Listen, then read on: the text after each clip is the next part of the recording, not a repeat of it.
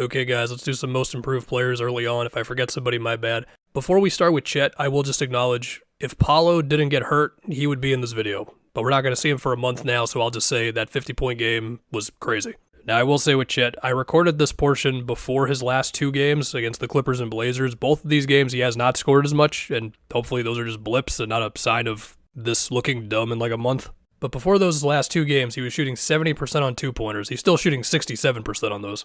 And sure, there's been some open dunks in there, but there's also just been more plays that showed why Chet was such a special prospect with the size, shot, and handle. So for example, like in the Bulls and Hawks games, we've seen two different plays now of him doing like the Joel Embiid pull-up two on screen actions where it's like a Kongwu or Vooch dropping back on a screen on him.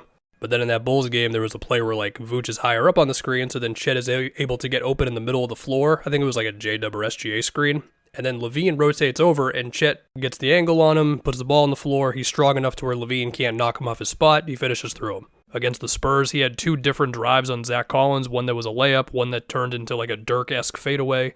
He had a great physical drive on MPJ in the first game of the season versus Denver. In the Bulls and Hawks games where he had 8 free throw attempts in each of those ones, like some of them are just him driving to Vooch in a one-on-one. The screens are still not making contact all the time, but I do think he's like slipping out of them fast enough to where bigs can't deal with him all the time, because again, like if he has an ounce of space, it's either a pull-up or it's a drive, whatever.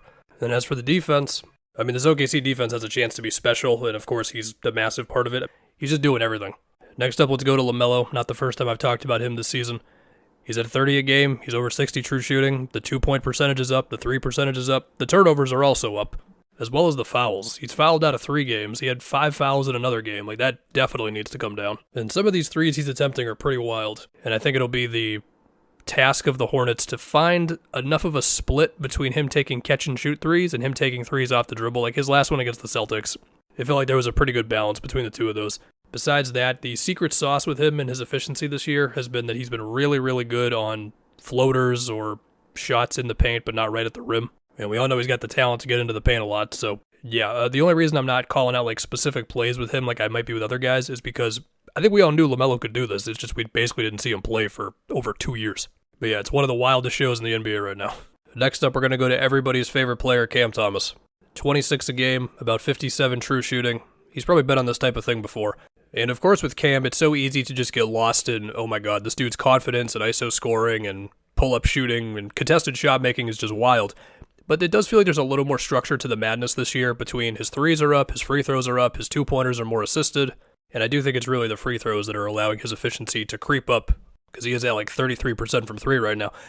Looking at those free throws, I mean, it's a lot of hard drives, man. Like in the Bulls game, it's drives at Io, it's drives at Kobe White, it's drives at Levine. In the Grizzlies game, you can substitute those guys for LaRavia or Scottie Pippen Jr. He does draw like one 3-point foul on Jaren Jackson. Similar thing in the Nuggets game where like he beats Aaron Gordon off the dribble, Christian Brown helps over, and he just basically runs through Christian Brown. Like Cam Thomas does not care about who's in front of him at any time. I mean, I already talked about in the Bucks video how like it felt like Gary Trent ended up on him a lot of the time, and he just could not deal with Cam working around screens in that Nets game.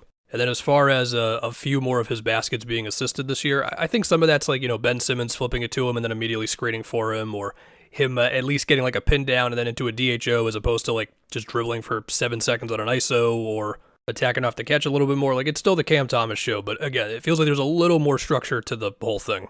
Among still the tough jump shots, like you're getting your step back threes, your pull up threes. We can talk about his teammate Schroeder for a little bit. We have never seen him shoot and make threes like this. I'll acknowledge it here. My bet is that it's not going to continue the whole season, but whatever, it's happened in the first few games. Very quick one. These are the ones where I'm like, do I put this in the video? Do I not? But like AD has been amazing this year, and he's never averaged 32 in a season. Obviously, we're still very early on. So I'll just point that out here. I'll talk about it more in the overreacting to the West video. Next up, we go to Evan Mobley and the one-seeded 7-0 Cavs.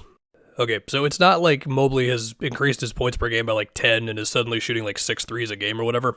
But I do think the improvements there are noticeable. Points are up a little bit. And I've already referenced it in some videos here and there. Like, it's the bully ball, it's inverted pick and rolls, it's encouraging him to like bring the ball up more off of rebounds or just in the full court. Cleveland is also playing with a higher pace under Atkinson, which I just think helps everybody because they need it to be a little faster. Or in the Magic game where he's bringing it up himself, and then he's got Franz waiting for him around the free throw line, and he just keeps his dribble alive. He puts his shoulder into Franz, and he turns it into a hook shot. Later on in that game, he had Franz with a crossover, and then it turned into the kind of the signature Mobley thing this season already for me, where it's like he picks up the ball around the paint, and then it's a series of like up fakes and using his pivot foot, and eventually it turns into some sort of a hook shot. In the fourth quarter against the Lakers, he went nuts. There's a drive at Austin Reeves. There's an in-and-out dribble where he gets past LeBron. There's a time where he spins into Dalton Connect for a finish around the rim. He backed down Max Christie after an inverted pick and roll. He had a couple of inverted screen actions around the free throw line that allowed him to score on like Cat in the Knicks game. You get it. He is also still getting his simple, like, Donovan Mitchell did everything and I dunk the ball plays, but hey, you know what? Why not? Next, we're going to go to Grady Dick, who is averaging a little over 20 a game, and the 2-point scoring has been very encouraging. I mean, he's actually shooting one more 2 per game than he is 3s per game. He could be better at finishing at the basket, but some of it is the off-ball movement, as you would expect, relocations or, like, screening for Jamal Sheed and then using an off-ball screen from Pirtle to turn it into basically a pull-up 2 with Sheed getting the assist. But besides just naming specific plays for you, I will just say the plays where he is going in pretty much a dead sprint off the ball, and he is just having these huge relocations from like a corner to the opposite wing or whatever, and then he is just stopping on a dime for pull-up 2s or getting his driving on off of these or driving off a pump fakes or whatever. Like that stuff is encouraging because obviously the 3s, like we knew those were going to be there for him. And right next to him is his teammate RJ. 29 a game for RJ so far. 4 games. Couple big free throw games, his assists are up, his drives look comfortable, 3s have been good, and it's just kind of a continuation of what it looked like once they got him in the later part of last season after the trade, where they're just putting him in good spots. Like they've been running these plays, screen actions or handoffs around the free throw line with Pirtle or Mobo for RJ, which have resulted in scores for the big or a score for him. There's also the times where he just gets a screen out of the corner, and so then he's catching the ball on the move as opposed to idling at the top of the key trying to create something out of nothing. Although even then, when he's ended up in those situations, he's also looked kind of comfortable. Like he had one play in the Hornets game, very patient on the screen action with Pirtle, finds him on the pocket pass. He was going off a bit in that Laker game late, beat LeBron on a switch once, that's cool. He's also had success in these plays where Davion will just flip it to him at the top of the key to where RJ's already kind of got some momentum going downhill, you know? Now let's go to Jaden Ivey. The 3s are going in, and he's shooting them with a lot of confidence. If teams are giving him any daylight, they're just going up. He went 1 for 7 against the Nets in the last one. Hopefully that's not a jinx. But yeah, that was the biggest thing with him was the 3s. And then as far as the drives go, I mean, he's still pulling off like signature Jaden Ivey stuff. Like in the Celtics game, he was going out like Jaylen Brown or Derek White on some drives that look good. In the Sixers game, he had this one great play where he kept his dribble insanely low versus Andre Drummond, who was a little higher up on the screen. Eventually it turns into a layup for him. Now you might say, well, if you're going to include Ivy, would you include Cade? I mean, like the scoring efficiency from Cade has definitely improved. The scoring like number jump has been not that big, and also the turnovers are a little high right now.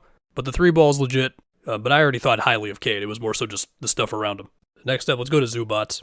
Now he did just have 9 points against the Thunder, and he also had a 6-point game against the Blazers. But every other game this year has been 20 points on really good efficiency, and of course there are the simple like James Harden and Zoo DHOs, pick and rolls. We have seen centers feast off of playing with James Harden before, and some of that is going to happen with Zoo, no doubt. But the hook shots and the floaters versus dropping bigs are going crazy right now for Zoo. Just to give you a number, he is shooting 51% on 6.5 shots a game in the paint, but not in the restricted area. He's also just had good backdowns and stuff too. Like in the Suns game, he had a really good backdown on Iguodaro that became a hook shot. He had a really nice seal on Book after a switch in the Suns game. He had a really good floater in the pick and roll in that game where Harden rejected the screen. I want to say the floater was over Plumlee. And yes, we will point out Norm as well, averaging about 25 a game right now. It's basically 2 things. He's letting the 3s fly, and he's attacking the paint. And we love it for him. 31-year-old Norm Powell going off. Next up, we are going to Trey Mann, who is looking very crafty with the ball in his hands, man. I mean, the Celtics games, like, he was hitting Jordan Walsh with crossovers and spin moves, and, like, one play he spun into the screen, which got Jordan Walsh off of him, but then he also, like, beat Luke Cornett downhill to get this reverse layup off. Against Miami, he's, like, putting Alec Burks in jail on screen actions, and then he's crossing over because Bam is waiting for him at the free throw line. Against the Raptors, he's, like, crossing up Jamal Sheed at half court, or he was using a bunch of pin downs that turned into pull-up 2s in that Raptor game. And I'm not even talking about the 3s. I mean, 6 3s a game, 44%. Like, that's beautiful. Good stuff. Next, we go to Bilaal Coulibaly, who I liked a lot as a rookie, saying this guy can be like a Swiss Army knife, do a lot of things defensively, on ball, as a help defender, be a transition menace, etc. And I think all of that has held up so far this season, but now he's actually, like, scoring a lot. Now, the dip on his 3s is still real, and the long-term thing is probably to get that faster, but the actual release portion of his shot looks good. as he's currently shooting 47% from 3. That is a big number. I will bet that it probably doesn't stay that high all season, but it definitely seems like he's more comfortable from 3. And then after that is the drives. Pretty wild number for you. Last year, Coulibaly averaged a touch under 4 drives per game. He's up to 9 drives per game this season. And it's mostly just flow of the game stuff. We're now going to go to another guy who established himself defensively, and now it's been growth on the other side of the floor. Jeremy Sochan. Now, the Spurs have had an interesting thing to deal with this year, which is we've seen teams put their centers on Sochan and then put wings on Wemby. So, like, in the last one against the Wolves, they started out with Gobert on Sochan and Randall on Wemby. You know, I talked about Dallas and how they did this to him in the first game of the season. OKC had Chet mostly playing off of Sochan. Of course, it's not every possession. Like, I saw some of the Jazz game and Walker Kessler was on Wemby. I didn't see the whole game, but I saw that. Gobert still had some possessions on Wemby. And I do think that that brings up some conversations about, you know, Wemby and Sochan and lineups and all that stuff. But as far as Sochan specifically, I think he's definitely shown improvements here. Some of that being him screening for Chris Paul as well as Stephon Castle and just being a roll man. Or him being a pick-and-roll ball handler with Zach Collins, but the screens are set within the three-point line. Or him getting seals, like, around the dunker spot. And he's done that to, like, J-Dub as well as Fred, from what I remember this season. He's also run some screen actions with Wemby within the three-point line. They got a lob out of that for Sochan. So 17 and 8, 4 free throw attempts per game. His threes are actually worse than last year, which I don't know what that means. I've already talked about Dyson Daniels in a video, but we'll do it again here. I mean, he was out for some games there, and his first one back against the Pelicans, he went right back to being a real threat to shoot and drive. I mean, once again, he was 2 for 5 from 3. Like, that seems to be the motto with him this year. Go, like, 2 for 4, 2 for 5 from 3. That's good stuff. And I mean, like, he's running, like, a screen action with Capella that becomes a floater. He had a number of good cuts in that Pelicans game. Cool stuff. Next, we got Josh Giddey. The threes have been good so far. He did go 0 for 4 in the last one. We'll just keep an eye on it. Speaking of the 3-ball, Buddy Hield just continues to be a madman. He's 32 years old. I have no idea if this is just the new Buddy Hield at this age on the Warriors team that encourages his type of play, but it's been insanity so far. And Wiggins and Moody have both joined in on the 3-point craziness. In the case of Wiggins, it would be a bounce-back season, and with Moody, it would be improvement, but also some of it is more opportunity. The Warriors are fun. I will say very nice things about them in my overreacting to the West video, which is probably going to be the next one, and that's going to take a few days. Next up, this one's going to be weird. I want to put Jaylen Green here, and technically he is here right now, but the numbers are telling me he's basically the same guy. I mean, he's got like a 54 true shooting so far this season. He just had a stinker versus the Warriors. But my vibes are like, well, against Dallas, I really like some of his drives, and he had a big step-back 3 late. And in the second game versus the Spurs, he went crazy from 3. The first game against them, he didn't go as crazy from 3, but he made up for it with efficiency and other stuff, mostly through drives and free throw attempts, but also like his overall efficiency in the Dallas game, even if I liked some of the plays he pulled off, still like wasn't great overall. I don't know what to do with Jaylen Green, so I'll just talk about him like this.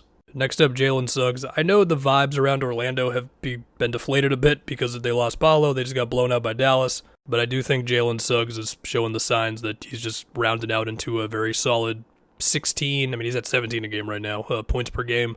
The 3-point rate has improved again. Of course, he's the defensive menace, culture setter guy for Orlando. Similar thing with Anthony Black. I'll just repeat what I said in preseason with him. He's more aggressive.